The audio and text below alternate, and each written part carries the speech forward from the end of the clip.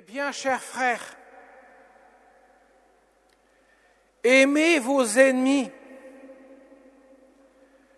faites du bien à ceux qui vous haïssent,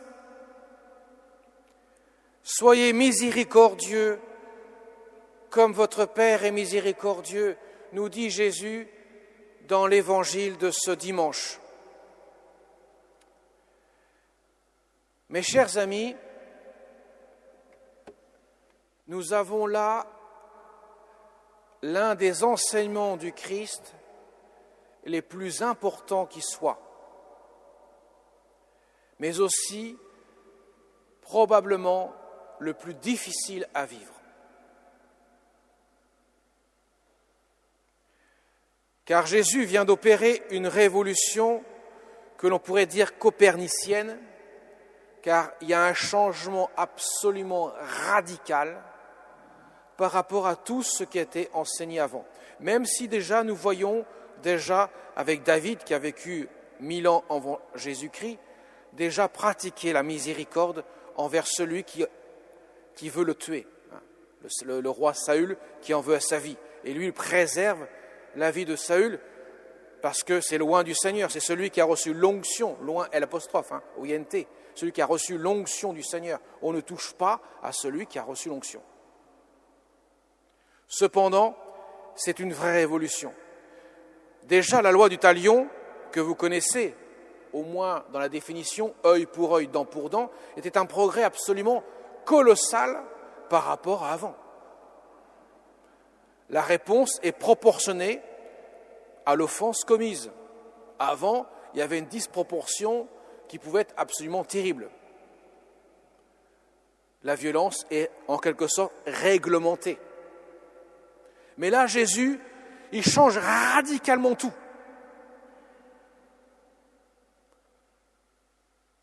Au point qu'ils disent, si on vous fait du mal, au lieu de lui rendre l'équivalent, n'en faites pas, au contraire, faites du bien. On a vraiment un changement radical. Alors mes chers amis, Jésus peut le dire pour deux raisons principales.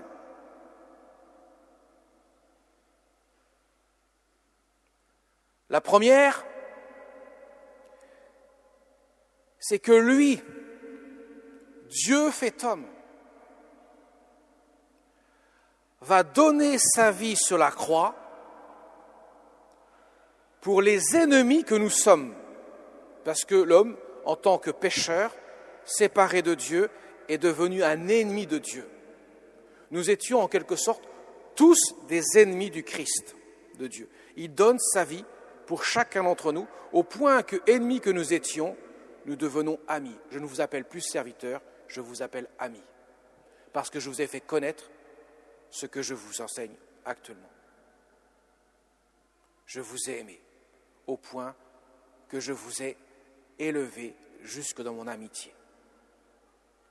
Vous voyez ça, mes chers amis, le Christ est le premier, en quelque sorte, à faire en sorte que l'ennemi que nous étions, nous devenions amis de Dieu, parce qu'il a donné sa grâce sur la croix. La grâce que nous ne méritons absolument pas, mais que lui a méritée pour nous.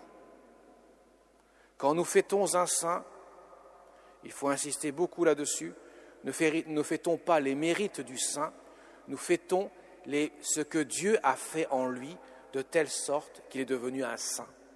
Le seul mérite que le saint puisse avoir, et bien sûr, dans ce domaine-là, la Sainte Vierge Marie, elle est incomparable, elle est largement au-dessus du lot, parce qu'en elle, il n'y a aucune trace du péché, c'est justement d'avoir cherché ne faire que la volonté divine. Autrement dit, d'avoir un cœur qui s'ouvre à la grâce de Dieu. C'est ça le mérite du saint.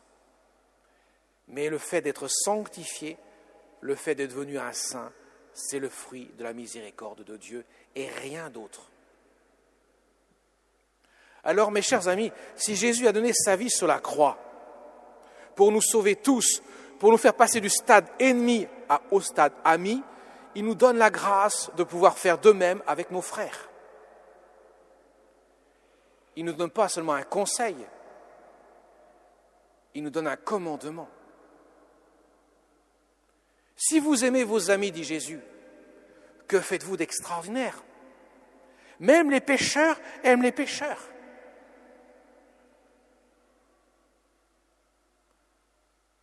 Moi, je vous demande d'aimer vos ennemis.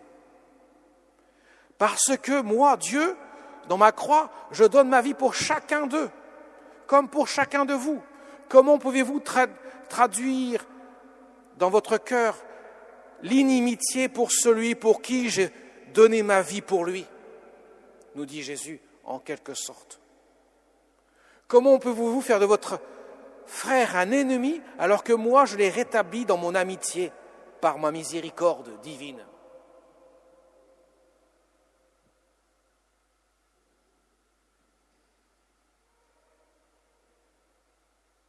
Voilà pourquoi je vous demande cela, dit Jésus.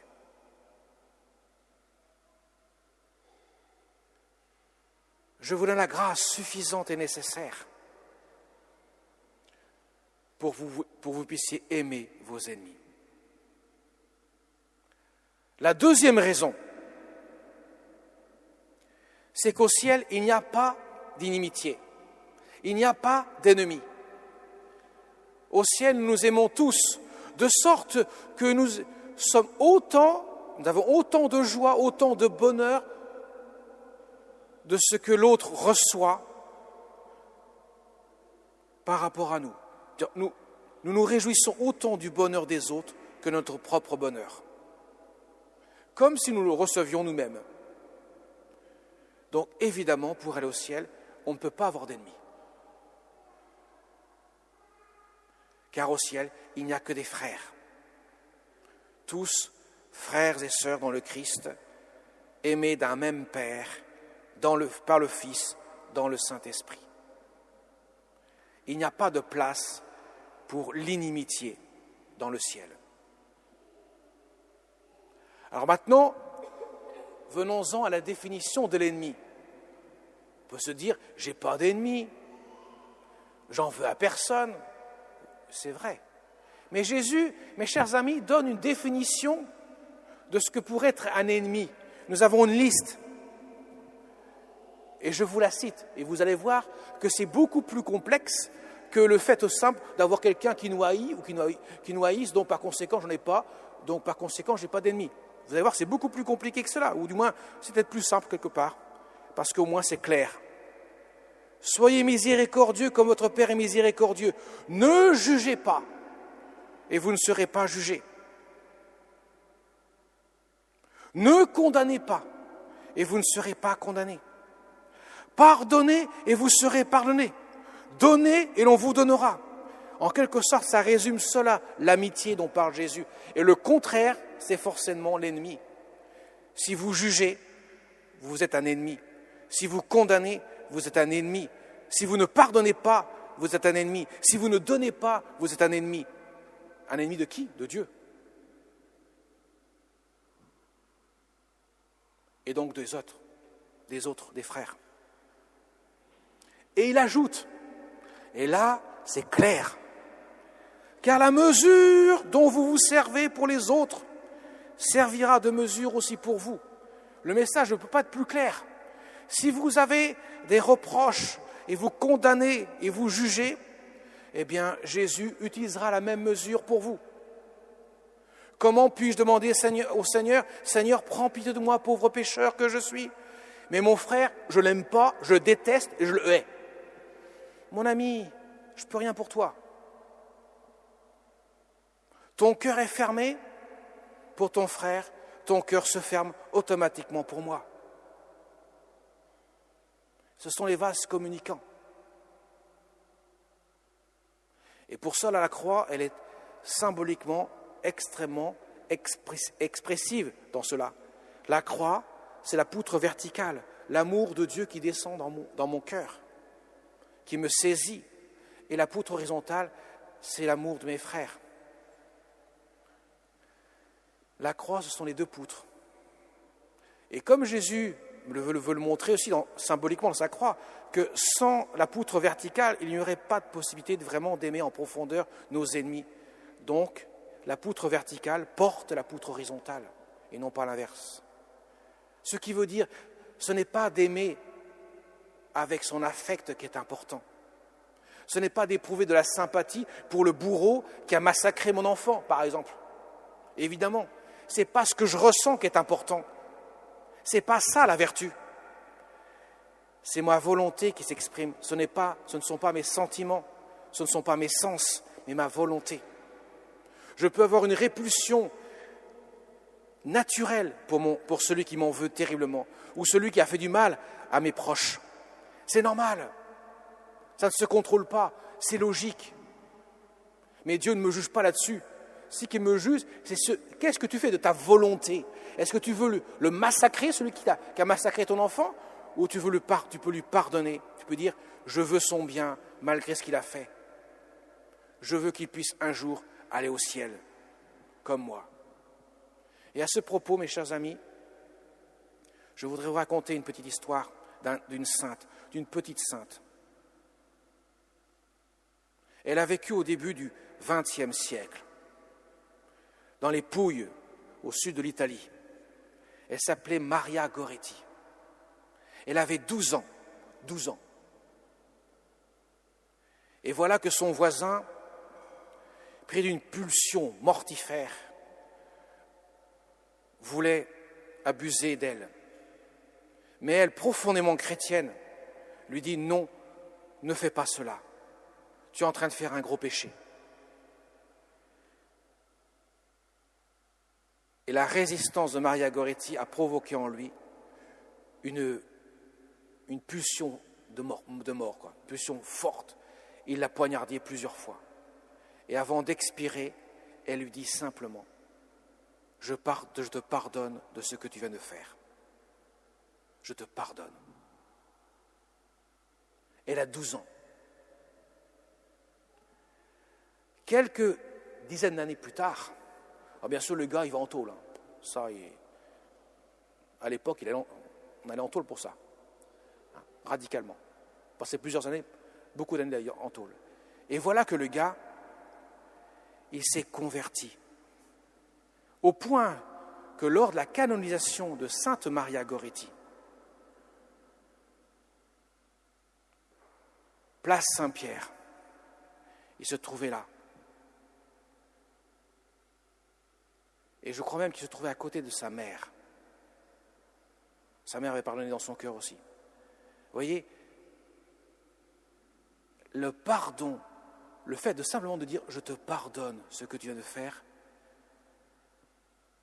a touché le cœur de cet homme-là et l'a converti. Ce qui veut dire qu'un amour miséricordieux donné à quelqu'un qui ne mérite pas en tant que tel, qui mérite au contraire plutôt une grosse punition, si je peux m'exprimer comme ça, a touché le cœur et en a fait une conversion. Il a changé de vie. Vous voyez la puissance de la miséricorde de Dieu, mes chers amis. C'est ça que Jésus veut nous montrer. C'est pas facile. C'est évident que c'est pas facile. Ça demande un acte de foi qui permet de poser un acte de charité et qui est lié aussi, bien sûr, à l'espérance du ciel.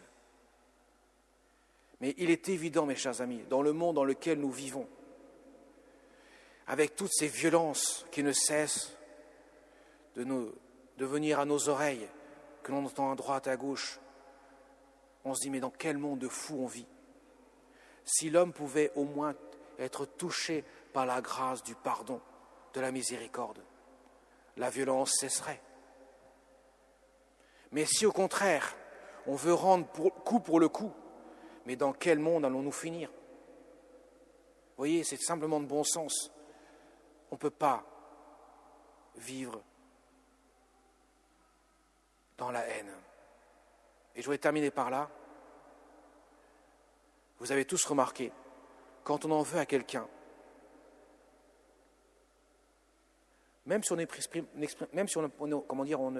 on ressent pas de la haine, mais on en veut à quelqu'un, on lui en veut un peu, votre cœur s'aigrit, votre cœur se rabougrit, il se renferme. Vous pardonnez à la personne qui vous a fait du mal. Vous accueillez le pardon. de celui qui vous demande pardon. Et là, votre cœur s'ouvre. Et vous êtes heureux.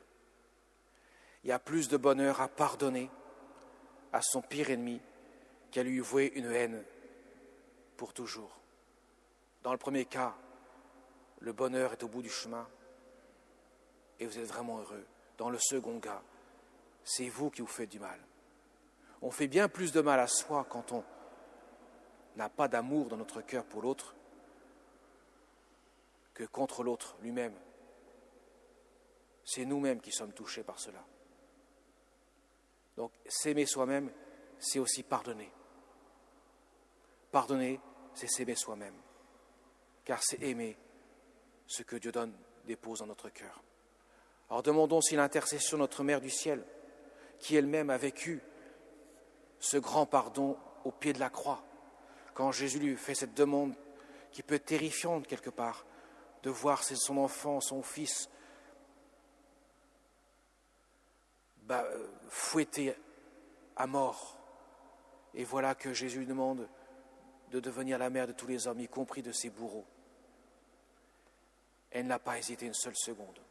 Alors on peut lui demander son intercession, son aide.